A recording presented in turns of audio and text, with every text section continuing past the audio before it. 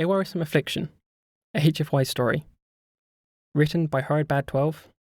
Performed by Delta Strange Charm. Of those we have so far encountered in the void, humans have demonstrated the greatest capacity for self-destruction of any sapient species. This distinct quality is incorrectly attributed to several other races. I am well aware of the Ovuki, whose people consisted of 12 warring tribes during the start of their atomic age.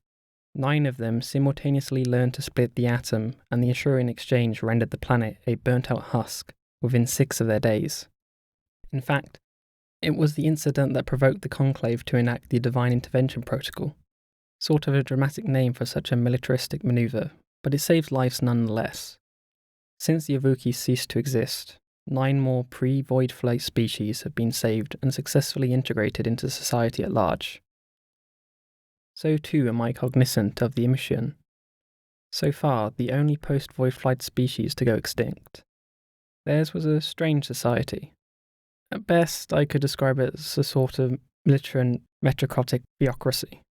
When they lost the war for their homeland, their warrior priest caste believed it to be divine retribution, a cleansing act perturbated by their pantheon of gods.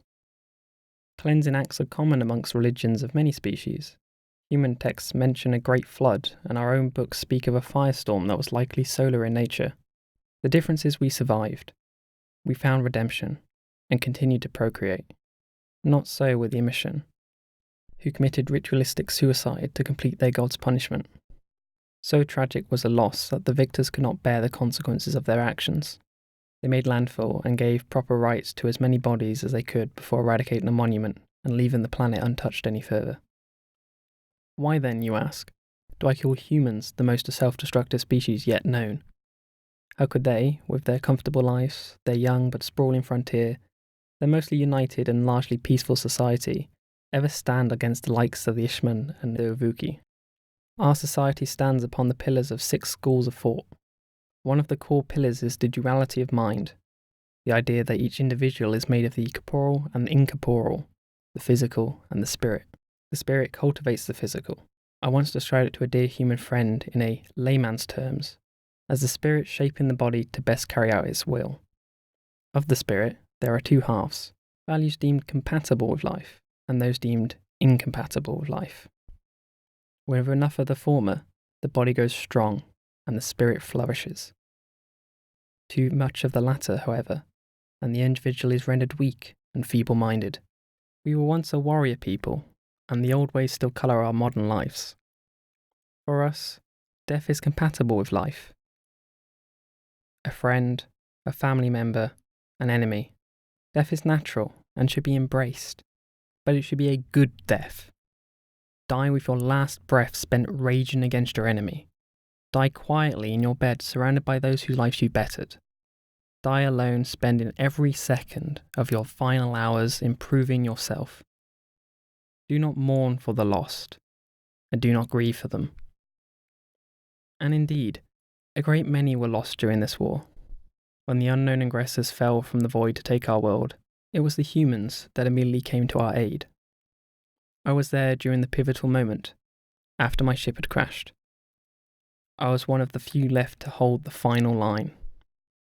I had already decided how I was going to die, my comrades' weapons in both hands, charging headlong into the enemy ranks, when a human troop reinforced my position. For 16 hours we held that spot, that plasma-blasted crater being our only cover. In one last desperate act, the aggressors charged to engage us in a vicious melee. All but one human, a corporal named Sarah Valka, was cut down in glorious fashion, deaths worthy of remembrance and of honour amongst our own halls. Corporal Sarah Valka saved my life, and I saved hers. At the joint award ceremony, she tried to kill me. We had both just been bestowed with medals by the other's leader, and when the audience began to clap, she screamed and launched herself at me, trying to strangle me. She couldn't get her hands entirely around my neck, thick-bodied as our kind are. Amongst the shouting and confusion, she was quickly subdued and the audience was ushered out. A group of human doctors tended to her before she was whisked away to a hospital. It was that day I learned of something humans call post-traumatic stress disorder. Humans, especially for all the boisterousness and vibrancy of their marines, do not accept death well. To them, death is incompatible with life. The more bombastic, the more gruesome, the more glorious the death, the greater distress it causes. Any reminders of it can trigger an episode of this distress. Sometimes it's debilitating, render them unable to participate further in normal life. For Corporal Sarah Volker, it was the clapping which sounded like the fusillade of cracking plasma fire that had taken the lives of several of her comrades. They so eagerly go to war to help others, and yet it destroys them, body and mind. They know this. Beyond any doubt do they know this, and they still continue. They are compelled to by their nature. Ask any of us to do something incompatible with life. Ask us not to fight. Ask us to hide quietly to perhaps live another day, or to desert another to save ourselves. We would not. We could not do it. It is just not possible to fathom. In this, the humans are the same as us, but only we seem to be able to cope with death, to embrace it, and to welcome it. Even still, ask a human to face death, to wither and rend apart her spirit in defence of another. Without any further thought, she picks up her rifle, dons her power suit, and springs into battle. It is these brave men and women who deserve our attention. Thus far, human doctors and chemists have been unable to stamp out this post-traumatic stress disorder. Some find limited success in treatment through the administration of psychotropic drugs. They report feeling better, but never does the spirit return to how it was before. Our own pharmaceuticals, namely anisotropics and trophohydrics, show promise, but more research is needed. More work is to be done. That is why I must tender my resignation and formally request re-education in xenobiology, xenochemistry, and xenopharmacology. The humans have thus far been unable to cure their service members of this affliction, this tattered spirit that plagues their lives as a result of witnessing or causing death. I've come into the defence of others.